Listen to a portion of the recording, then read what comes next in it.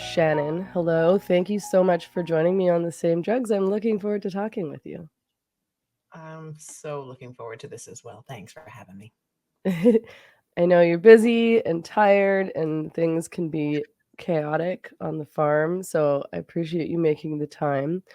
Um, I am very interested in your life, as many people are.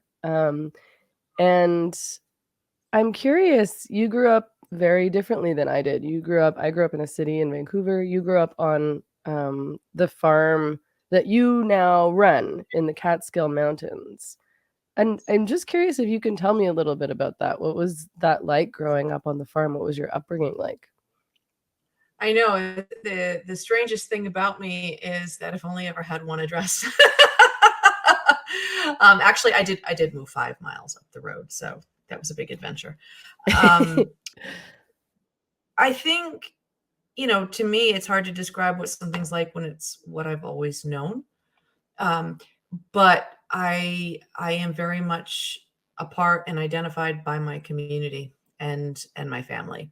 So there's oftentimes, I think, when people move around a lot, particularly when they enter their adult and professional careers, um, they build their own identity. I am this, I do this kind of work, or I travel here, or I live there, and this is who I'm married to, or this is who I'm divorced from, or all those different things. And my identity is this very similar to just what it was as a child. I'm of this place, I'm from this place. And I know where this rock wall is or this blackberry bush is. And my relationships with people span generations, they span decades. And I think that's probably a little bit unusual. I'm used to living a life where I think a lot of times when people move around a lot, they could have conflict and then they can move away. And then that's the end of that conflict. I live a life where, you got 5 decades already invested in a relationship. And when there's conflict, it's a process that you start to learn. You trust that you're both here for the long haul. And so you learn to live with that. And you see someone over the span of their lives, and you have your differences, and you have your times when you come together. So I forget because it's just normal for me, but then every now and then somebody reminds me that, yeah, it's kind of unusual. Yeah, I think that's interesting. It's something that I think about a lot actually, because again, having come from a city, and the one time I live in a small town right now, but when I was about 26 or 27, I moved to this little island. The Gulf Islands in BC. This island was called Denman Island. So there's like 1,100 people that live there year round, a bit more in the summer. But that was like a major culture's shock for me. Not just because of the sort of slowed down, quieter lifestyle, um, but because I wasn't used to having to navigate a small community and, kind of be more careful about my boundaries, be careful about who I say what to, be careful about like who I'm gossiping about and and then trying to I remember one person described it to me as your karma comes back to you a lot quicker here. Yeah, an accelerated karmic cycle. That is a brilliant way to think about it. Um, I was going to say, you learn to forgive fast, because you're going to see the same people over and over again, and yeah, you learn to sort of let go a lot of things and just move forward. It doesn't mean we're all nicer. It doesn't mean that we're all more tolerant. It's just that you start to figure out, okay, I'm here for the long haul. And if I'm here for the long haul, then I got to roll with things. And I know that I'm going to actually stand up for myself right now because I got another 30, 40 years to be seeing this person every day. So when you lay down your boundaries, it really matters. And yes, you learn to drop things too and say, okay, I'm Yeah. done with that. an argument. And you have every relationship has multiple facets. That's one of the big differences I often notice between my relationships and someone who's in an urban setting. So, for example, my daughter is also my employee, is also my friend, is also my coworker, is also my future business partner. My husband, similar, or, a friend is also a customer, is also an auntie to my children, is also, we're gonna be like maybe working together on a project that we both think is really important. And then we might be actually opposing each other on another issue that we don't agree on. So every single relationship, it's really deep, and you want to like dismiss someone, say, oh, there was that ecological project and they stayed on this side and I was on that side and they were a jerk. But then the next thing you know, you're both in community theater together, and you're in community theater together, and you're playing parts with each other, and they're a really great team player in the community theater. So you really have to just get these deep, nuanced ideas of people and understand that, there's multiple relationships. So everything you walk into, you got to start fresh. Like, okay, maybe they're nice here, but maybe they're a jerk over there. Yeah. I mean, and I think that's really important. And I think that's something that people miss out on actually by living in the cities. But it's, I think that when you do grow up in a city, you sort of assume you can just bail, because you kind of can just run away. You can just cut people off. And I'm not opposed to cutting people off. Some people you need to cut off. Like if somebody's toxic or abusive or, has some kind of personality disorder, I suppose, or something like that. But it's harder to navigate those kinds of situations in a place where that you're going to keep seeing the person still every day, maybe even. And like you say, you might have to work with them in some context, and you're going to have to get along here and there. I wonder if you could tell me a little bit more. I mean, I'm just asking for advice at this point, really. But I mean, I think it's hard. People used to always live in small communities, and now most people don't live in small communities. They live in these urban settings, and they're often quite isolated, and a lot of their conflicts are happening with people they don't even know on the internet. So you have some insight to offer in terms of people to people conflict that I think a lot of people just haven't been able to, especially the younger generations, probably haven't been able to practice in real life. So I'm curious to know what you do when you have a conflict with somebody in your community. There's a lot. I mean, there's probably different things depending on the person, but do you deal with it head on? Do you just sort of like let it go? Well, here's I'm in the United States. We're really well known for our gun violence right now, right? So I'll go to an extreme case. So someone in our community took a gun, drove through the community, had a conspiracy idea that it was like a tinfoil hat conspiracy idea, shot up our store. Went to the police. I mean, when the police came, had just disgusting and reprehensible fantasies about who we are and what we do, which I don't wish to get into. He's across the creek from my store and my cafe. And that person does not get put away. That person, because of the way the bail reform laws were, it was released into their home.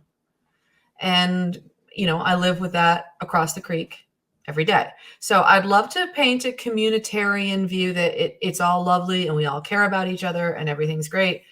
But this is an extreme example where I remember sitting there with, I thought, oh, when someone commits a crime, they take them away to jail and that's the end of them. Well, that's not it. That's that person's home. So first of all, there's the legal process, and the legal process is stretching out for 1.5 years before there's even going to be a trial.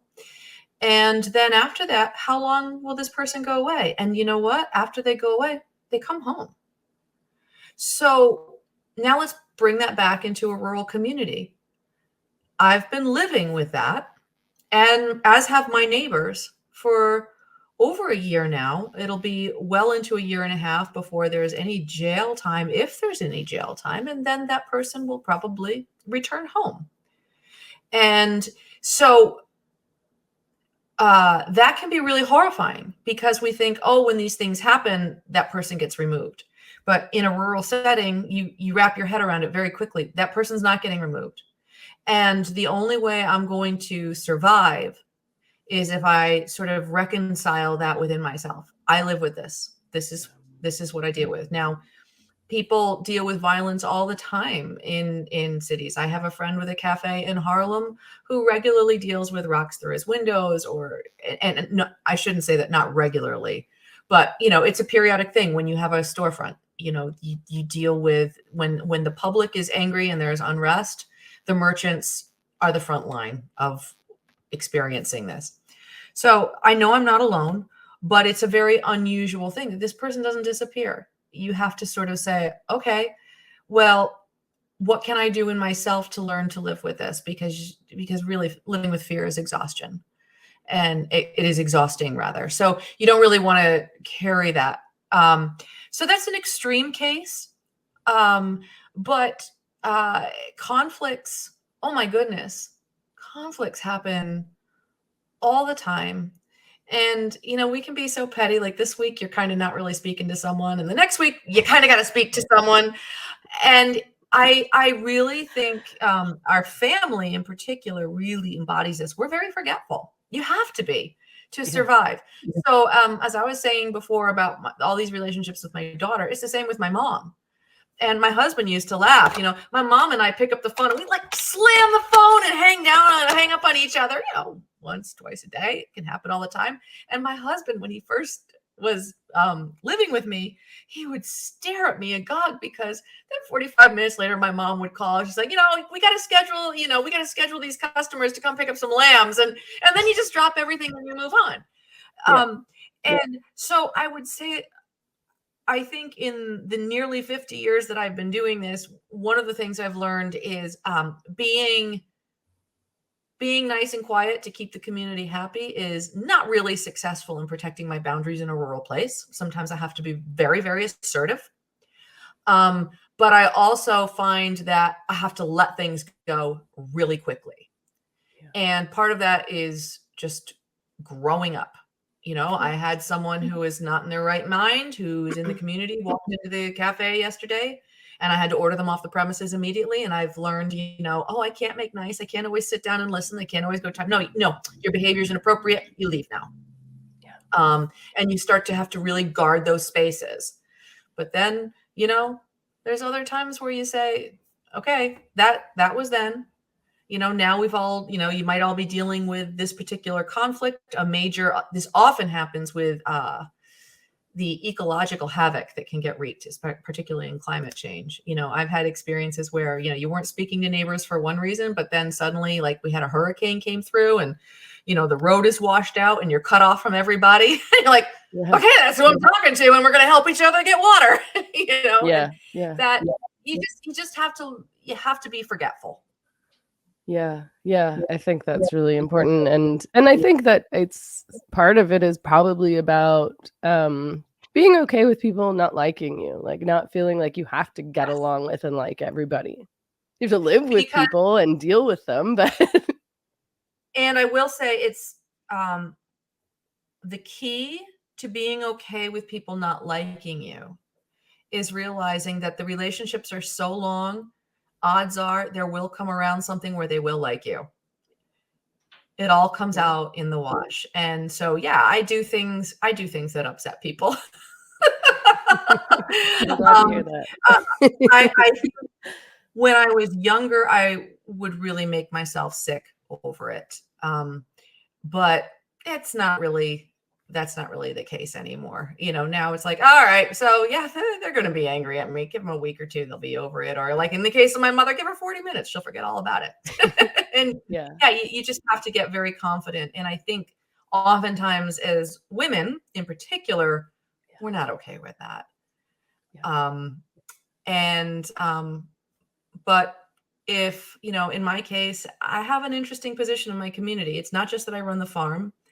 I have a storefront in the community. It's a tiny hamlet.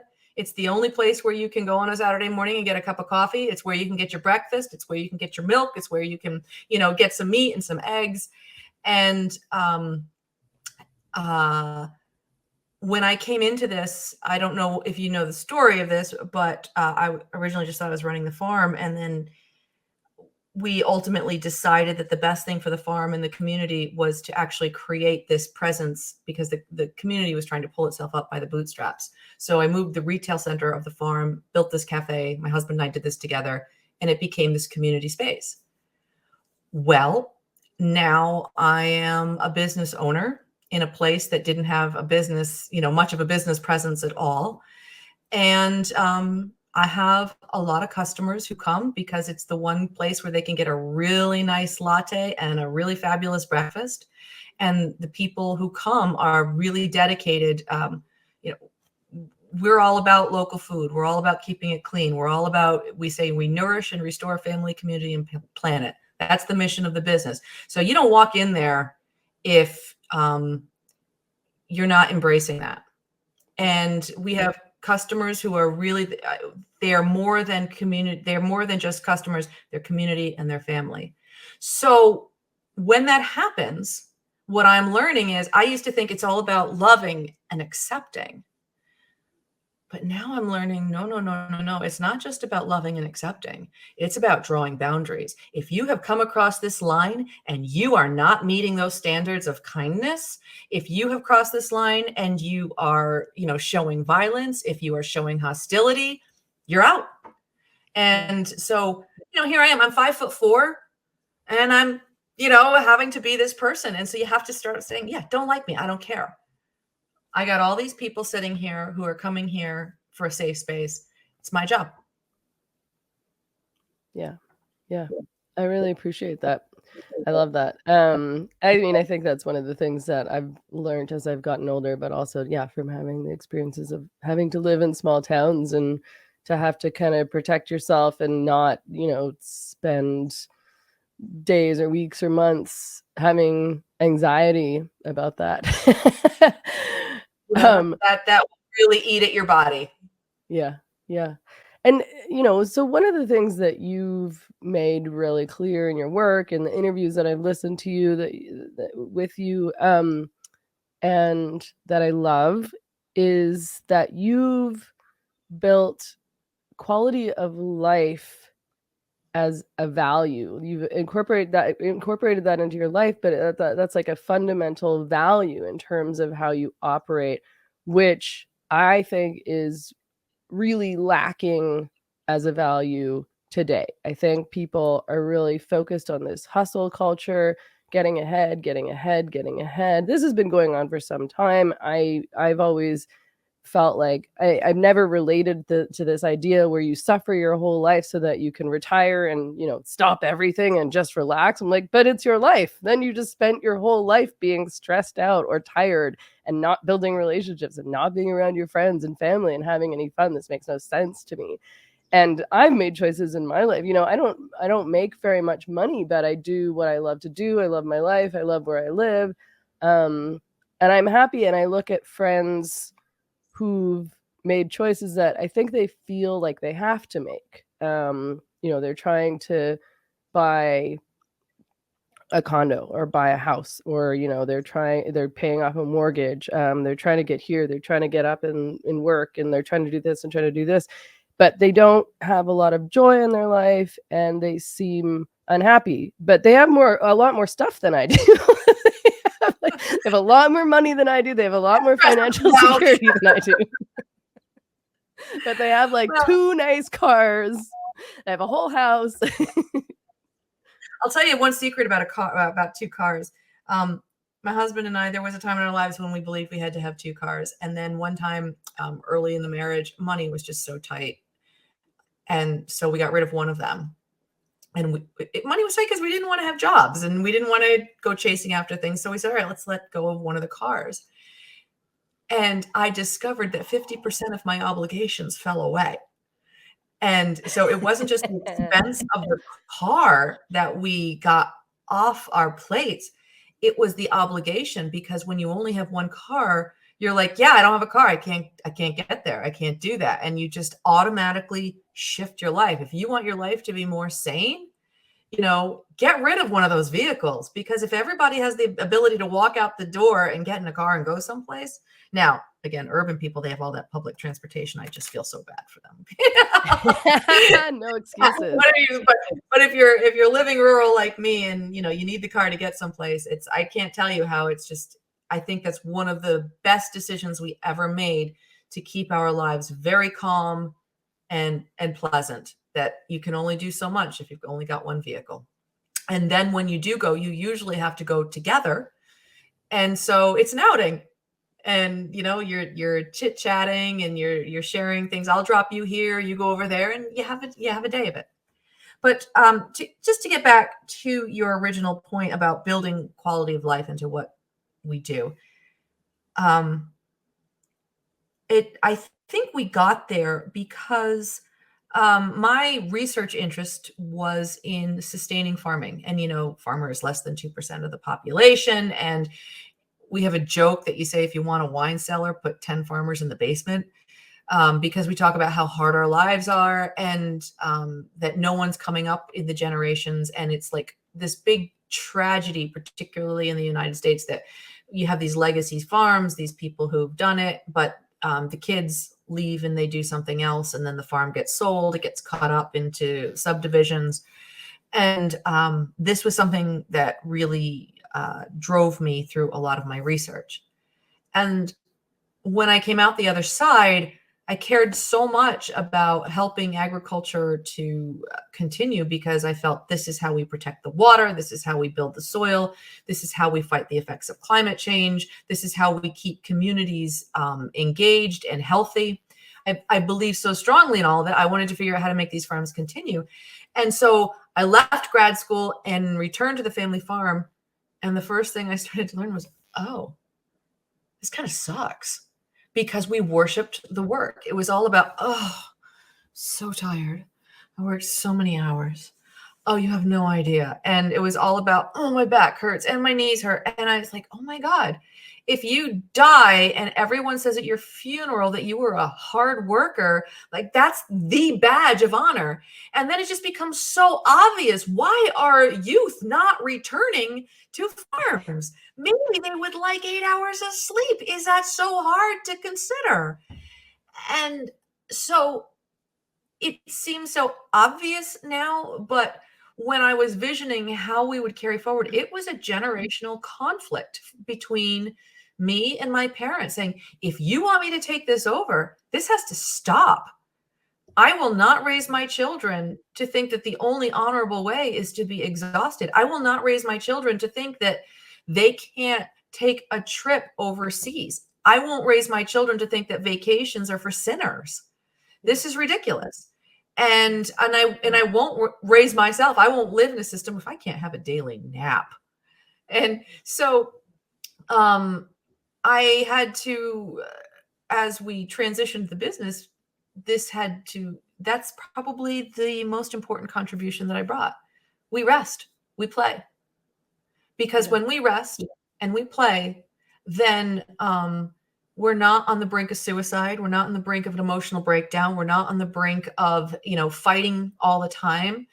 And we're enjoying ourselves. And when you're enjoying yourself, well, then the stress of, well, we could make more money this way, or we could make more money that way, that kind of falls away, because you go, oh no, the wealth is the life. Well, how much money do we need? The conversation really shifts. We've learned to see the wealth as the actual play. So rather the play, the touching the soil, the good food, the meals that we have together. And when those are your views, then, if the checking account is a little bit shy at bookkeeping time, that has an entirely different effect on you. Because you sit there and you go, yeah, but I had a great week. And you go, all right, well, I'm going to have to pay this one on Monday. I'll pay this one on Sunday or Monday after we've had the cafe open on Saturday. And you just make a cash flow plan, and you don't stress about it. because you say, I'm living the life I want. And when you come to this, you say, I have everything more than what money can buy. I'm eating well. I'm enjoying my family. I have great friends, and it's beautiful here. The streams are gorgeous. I can go disappear into the woods at any time. All of those things then enable you to approach the financial piece with peace in your heart. And it's more of a game than it is a stress. Mm-hmm. Yeah, I mean, I can totally relate to that, although in a different context. My lifestyle is different than yours, but because of the work that I do. But I mean, I refuse to get less than 8 hours of sleep. I try to get 9 hours if I can, because that's what makes me feel good. And people, sort of treat those kinds of priorities as laziness. They treat, like, I like my work, so I don't feel burdened by my work, but I also make time for socializing, for friends, for not working, for relaxing, for, hanging out, going out for dinner and reading a book by myself. And like those things are all scheduled into my life just as much as anything else is, because I want to enjoy my life. And But 9 times out of 10, I've found when you do that, that's when the problem solving happens. right. I have, when you're running, so it's gotten to be a surprisingly large business for a little tiny business. Managing livestock and all the different enterprises. We have Airbnbs, and we have camping sites, and we have the cafe, and then we have this little store, and then we have CSAs. So there's a lot that's going on, and it's a lot of money juggling to make it all work.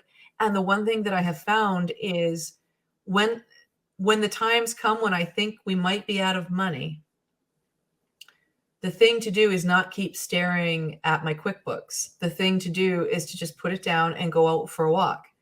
And oftentimes that's when I remember something, or that's when I figure, oh, I just shift this over here, or, oh yeah, that payment comes due on that day. Like all these little things just click in. So I solve so many money problems by just going out and relaxing and enjoying myself. And we solve all kinds of things. We solve marketing problems that way. Definitely solve cash flow. We often solve, interpersonal conflicts the same way. That play, that recreation is what spurs creativity, and it makes it fun. Yeah. Yeah. I know that you've talked about how you and your husband early on, I don't know if you came from the same background. I don't know if he came from like a farm life, but you sat down early on and you wrote a quality of life statement together. And I'm curious to know what that looked like. And also, when you guys met, were you already kind of on the same page about that and what No. your future might look like? So when we met, I was very career oriented. I was planning on, I had a full-time job. He worked at LL Bean in Freeport, Maine, and I worked in Schoharie County with low income housing. And I had a plan to go to grad school and get my PhD. And it was like onward and upward. I was really on that trajectory. And he got a job in the county. He left LL Bean and got a job as the county planner.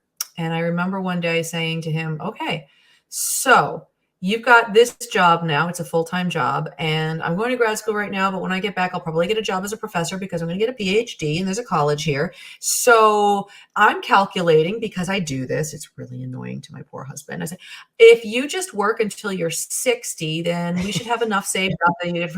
And he looked at me, and his eyes got wide, and his face blanched, and his shoulders dropped. He's like, you're kidding, right? And I really thought, I mean, that's what my parents did. They both had full-time jobs, and I thought that's what everybody did. And my husband, I mean, he worked retail at LL Bean. He took people out on birding tours, and we had a joke. He was fired from just about every job he got. So he never thought that you'd stay at any job for more than, I don't know, a year or two before you get fired. And I would either not get hired, but then once I did get hired, then I would become this indispensable person. So we were not on that trajectory at all, but he was very different. He just didn't care about holding on to a job. He had no identity tied to it. And sure enough, on November 1st of that year, he got fired. And it was shattering to me, because coming from a rural community, the only people I ever knew who got fired were like felons. Nobody got fired from their job. They had to You had to do be, something real bad. yeah, you had to have a serious drug problem. You had to be like, beating people up at work. You had to be stealing. And no, he actually got fired because he showed up. His boss was a Republican, and he showed up on Halloween dressed as Nick Bottom from Midsummer Night's Dream with a donkey head.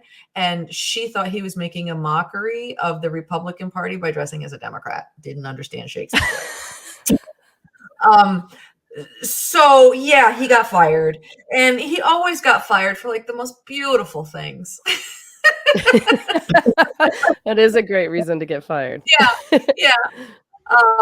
And I could give you a whole history of his dismissals, and they're always for the loveliest of reasons.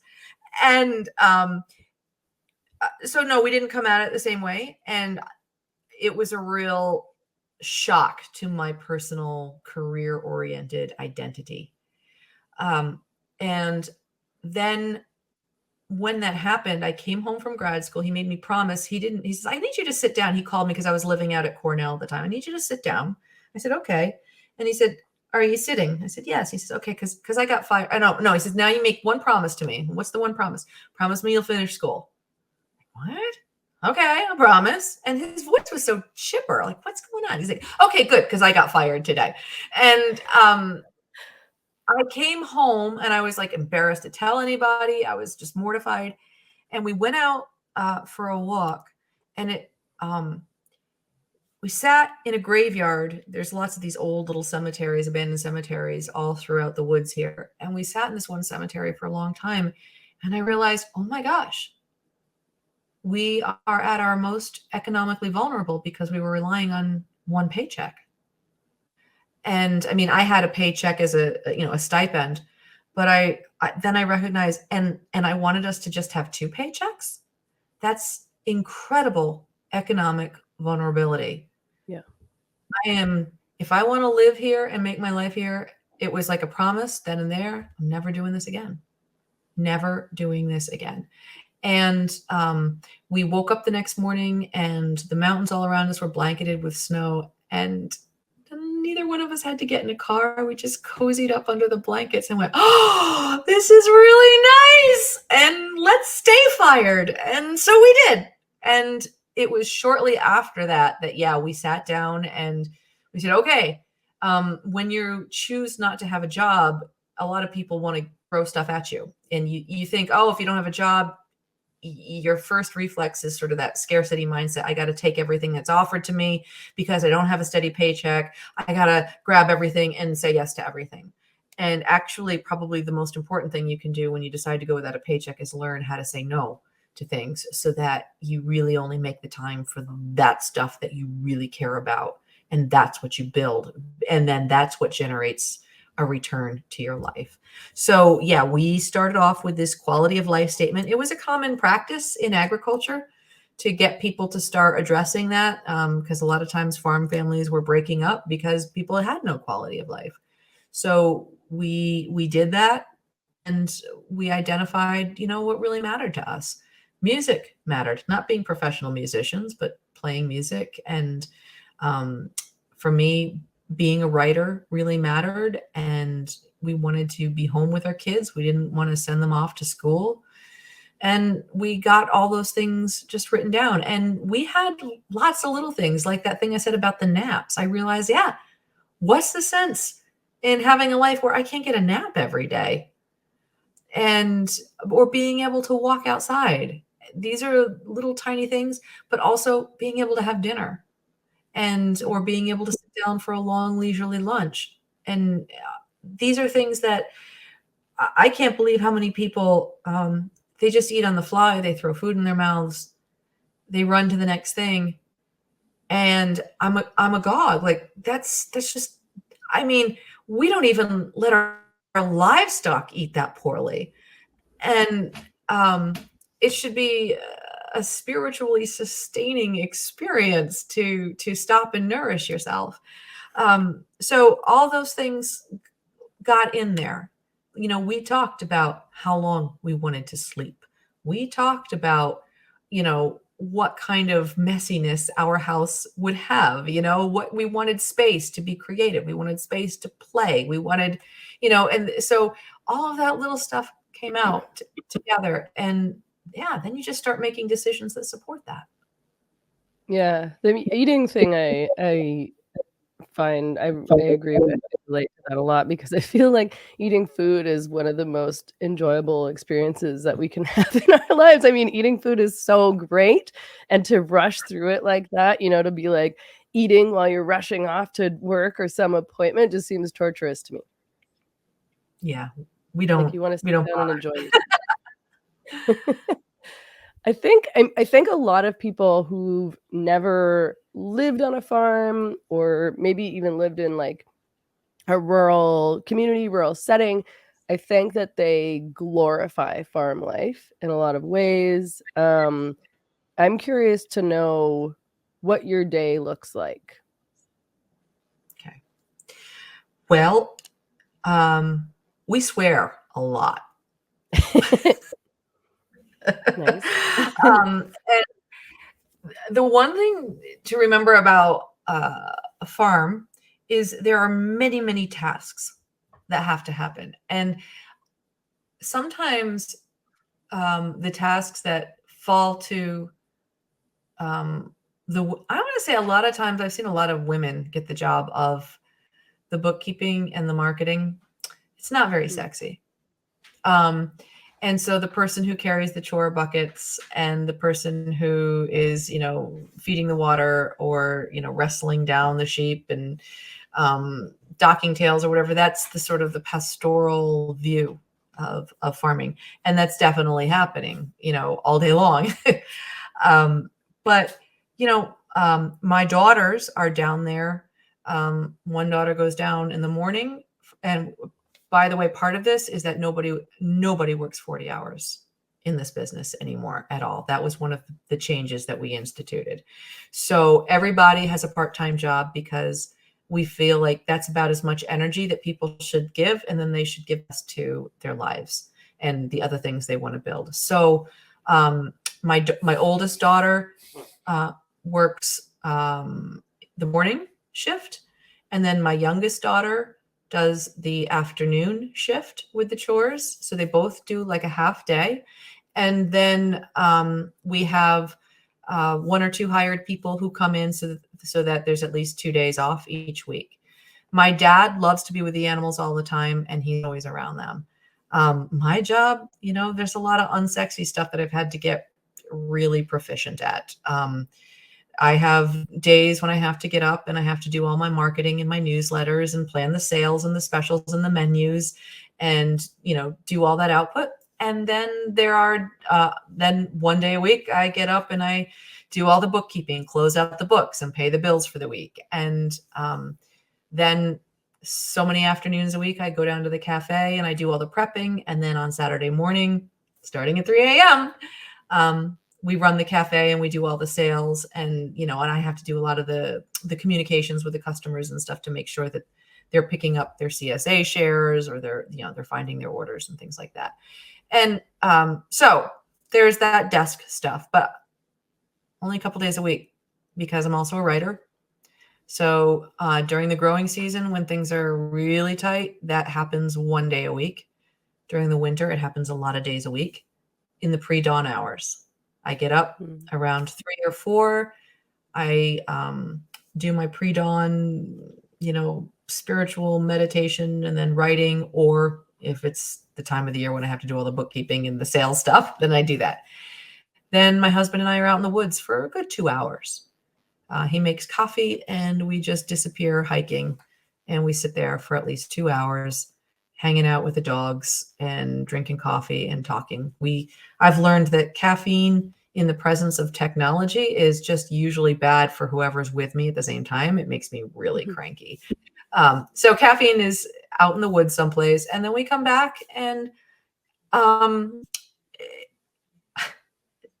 lot of the days of the week, it's maybe doing some homeschool lessons with my daughter, but the youngest one is now 16, so she does a lot of them on her own.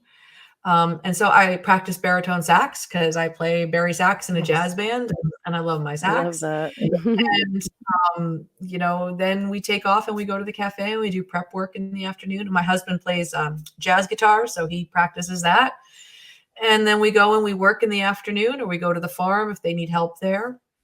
It's, a life like that. And then we all get together for dinner, and there's very often a cocktail beforehand. We try to quit by around 5 or 5:30, hang out, have a cocktail, have dinner. And we spend a lot of time just hanging out together. The kids actually like it. I have two, one's 20, one's 16.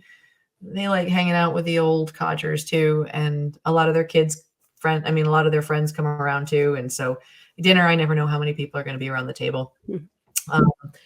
But it's just very social and laid back. So I don't know if that gives you the picture, but it's a pretty relaxed life. I don't rush very much.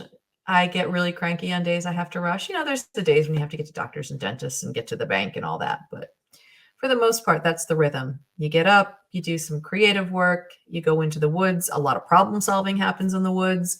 You come out and you might shoot off your emails or do that, and then play your music because we like to practice in the morning, and then go work at the farm, at the cafe. Come home, have dinner, relax. Yeah, I love it. And I heard you say that, I think maybe on a podcast somewhere, that I think you actually wrote it into your quality of life statement that you didn't want to feel hurried. And I mean, I don't know that I've ever been able to articulate that, but for me, I won't rush and I won't hurry. And if something starts to feel too stressful in terms of, I don't know, the way that I've scheduled my day, then I'll just take something out. Even if like technically I could do it, like it's like, okay, I could in 5 minutes rush off to this interview or meeting, or I could just shut down this project and then launch right into this project and technically get it done by midnight, but I just don't want to do that. Very often, the one thing that you delete is the difference between a horrible day and a potential injury and a great day. Particularly in farming, this is one of the things that we started learning. It's when you push too hard and you try to do that just one more thing, that's when the back goes out or the knee goes out, or there's a burn, I can always tell in the cafe when I start rushing, because I get burns on my body, and some of them have been permanent scars, so like I can look and go, yeah, I remember that. That's a good reminder. Yeah, it's injuries happen, and so you just can't afford it. And it really does. It's amazing how you can lift your head up, and it's a regular thing that happens. So you say, wow, we got a lot to do. And you go, yeah, but do I want a great day? Do I want to enjoy the day? Or do I want to, make myself miserable? A lot of that, however, comes down to this identity, right? That we have this idea that we are supposed to do that because we need to show that's how we're successful. That's how, the amount of stuff that we get done, the amount of achievements that we have, identify us in the eyes of those around us who matter to us, that we are a success. And to make the decision to enjoy your day flouts that. I am deeply honored and so appreciative that you have taken the time to research what I do. But I'm not a best-selling author. I don't have 1 million followers on Instagram. I'm not even on Instagram because I decided it was a lousy place to be. And I have books, one with a publisher. All the others are self-published. They all have, fair to middling sales. I have devoted, loving readers. If they do find it, boy, do they like what they get. But I am not famous. I am not ever going to be a celebrity. I am not ever going to be known as like prolific or groundbreaking. I'll be happy. And sometimes you have to sort of, if you're going to make that choice about making that day pleasurable, then you also have to look in the face of what that hustle is about. And what is that hustle asking that you're turning your back on?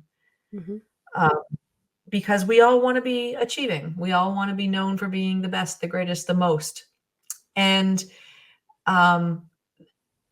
very rarely does being the best, the greatest, the most mean that you really enjoyed the journey that you get to take on this planet.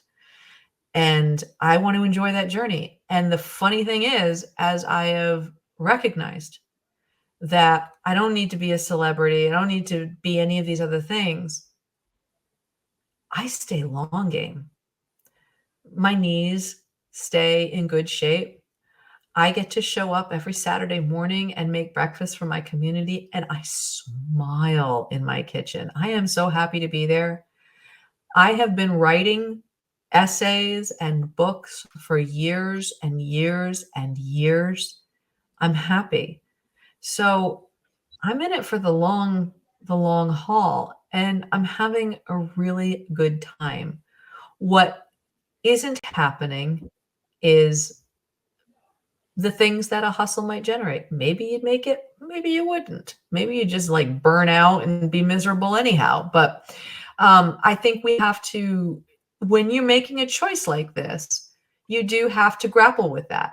What was the definition of success that was taught to you? Because if you're choosing to make sure that each day is pleasurable and that you are living in a way that's in line with your values, it's very possible that you are not going to meet that definition of success that you were taught. It's quite interesting in the homesteading movement, or in the, the do-it-yourself, the radical homemaker movement, all of that. You have a lot of people out there with their, their YouTube channels, their Instagram channels, and all these things that they're doing, for this wholesome life that looks so camera ready and beautiful and peaceful. And you can look at that and you go, wow, they must be miserable. So I'll get out. because I know behind that camera, it is not a lot of fun. To put yourself on camera, to put yourself out there that much of the time, you have to be a hardcore extrovert who really, really, really thrives on having eyes on you. And to be pumping out that many clicks and sort of to kind of always be on that much. Yep. So, I mean, I always find that the greatest irony of all. I mean, I understand you can teach and you can get ideas out there, but that the homesteading life, or this, quiet rural agrarian life, it's supposed to be slower and more peaceful, and you're supposed to enjoy this quieter existence. So I just feel so sorry when people have to live like that, because I think they're missing the real fun. Totally. So a lot of people are going to say, and do say that I can't do this. I think a lot of people will hear what you're saying and be like, wow, like this sounds so great. I love that life. Like I want a life like that. And yet they don't do it. They don't know how. They feel they can't. They have all sorts of excuses. I live in a little town in Mexico. I left Vancouver. I was unhappy. I didn't want to live in Canada anymore. I came here. I was happy. I stayed. I managed to, it's a lot of things some things here are easier, some things here are harder. You don't have access to the same kinds of stuff you have in the cities. Everything isn't easy and predictable all the time. The infrastructure is not as good. We have power outages that you don't have no control over. And people will say to me like, oh, you're so lucky that you could do that. Oh, well, that's like, I couldn't do that, but that's nice for you. Almost in like a condescending kind of way. So what do you say to people who say, "Oh, that sounds so nice, but I couldn't possibly." That's your reality. That if you say you're poor, you will stay poor. If you say you can't, then that is absolutely true for you. Um, so I cannot believe in my years how I've just started to see that it is a self-fulfilling prophecy. And I hate to sound like a new agey coach kind of person, but you make your path by walking, and you make your reality. And I do find that in my case, the first thing I had to do is, a lot of people don't recognize their wealth. Mm. And we all have very different wealth. And we don't recognize and cultivate the true wealth. We only recognize and cultivate money. And if you just sort of fixate and focus on that, then that creates a lot of other problems. A lot of my wealth, my abundance comes from recognizing I really value my family. I mean, I just love them. My mom, my dad, my husband, and my kids, and they are my best friends. I really care about them. I do, hang up on them at least once, twice a day, whatever. But I really, really love them. And so you start to say, well, that's my wealth. And food is my wealth. And being outside is my wealth. Now, this past year, I came through cancer with my husband, and we had to relocate to New York City. Well, I still found the wealth. We spent hours and hours feeding the birds in Central Park. I mean, you didn't have to have land. You didn't have to, we found a way. You always find a way. It's always there, but you have to practice seeing it. The other thing I would say is you got to be strategic in how you develop your plan. So you start with practicing seeing it, because then you cultivate that. You cultivate your engagement with it. You start changing your life so that you are in touch with what you see as true wealth. And then I do have, an economic strategy. I tell people about 4 different types of income. There's earned income, there's self-employment income, there's passive income, and then there is non-monetary income. And I tell people you need 3.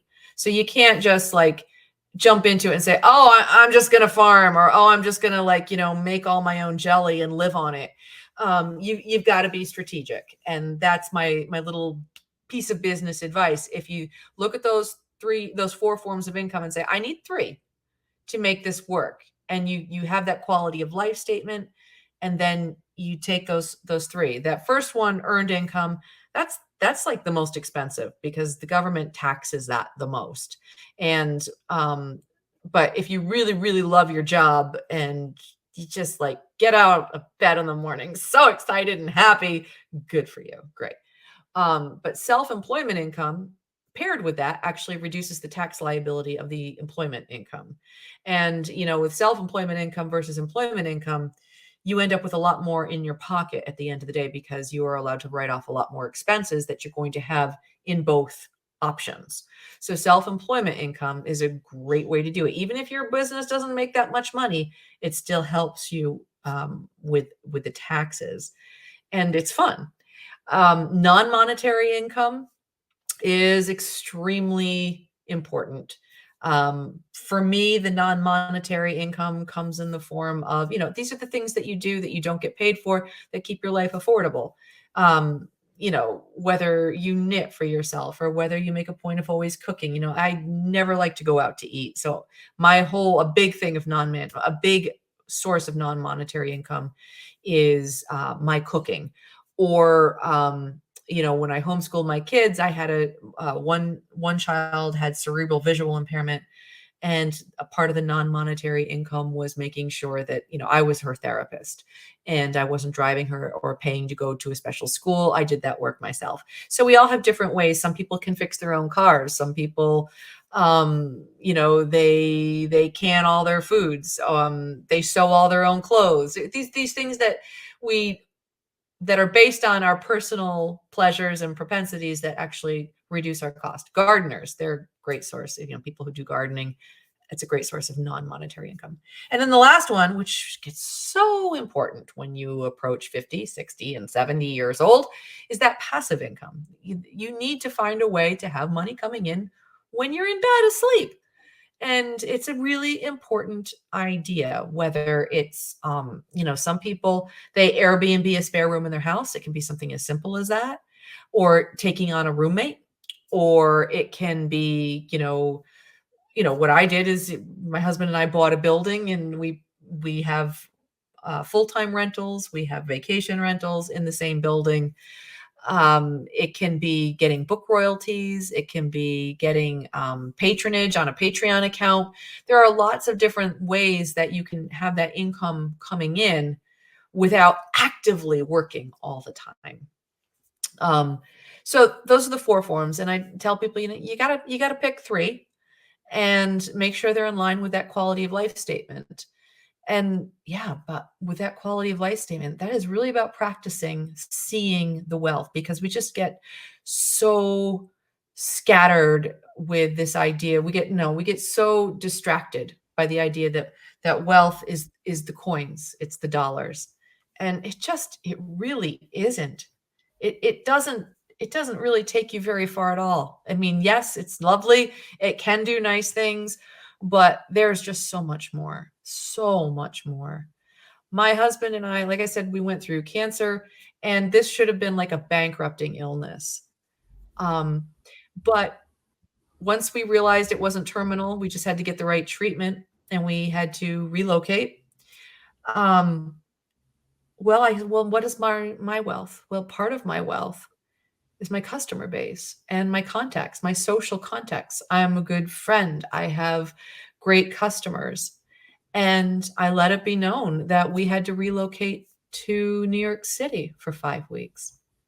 We ended up with a penthouse in New York City for 5 weeks for free.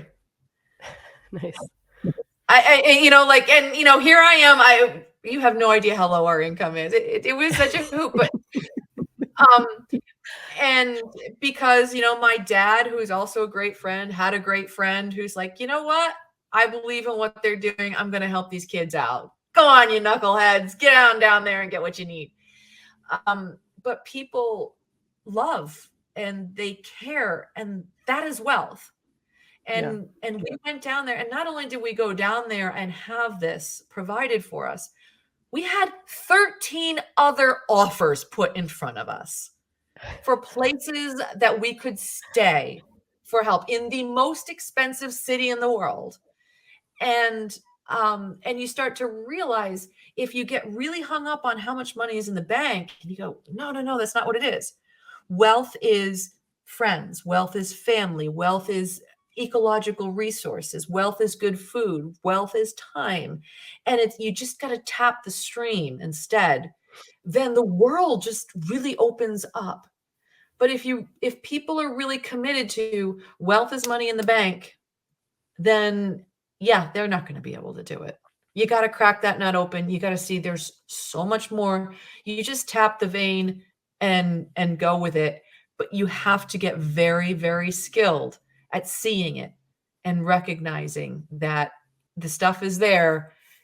You just have to be open to it, and you have to see it. Yeah. Well, I love that message. I love your message. I super enjoyed this conversation. I'm so glad that we could connect. I found you through Tara Henley, so I was so happy to see that, hear it. Or I read that interview actually, which I loved. And for those listening, of course, your newest book is Redefining Rich.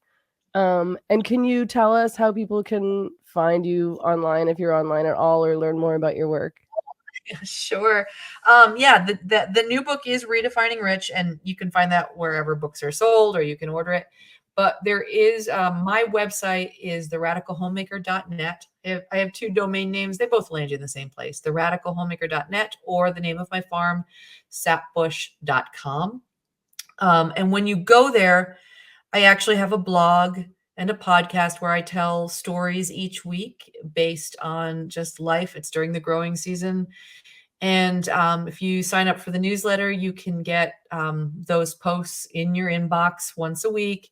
And you can also get a free Redefining Rich workbook. Like if you really want to work at, identifying your quality of life, working on these income streams that we talked about. And then there's some other skills we talk about, like that we mentioned, for example, the importance of learning to say no. That's a real big one. But that's all in the workbook, and you can find that over at either theradicalhomemaker.net or sapbush.com. Perfect.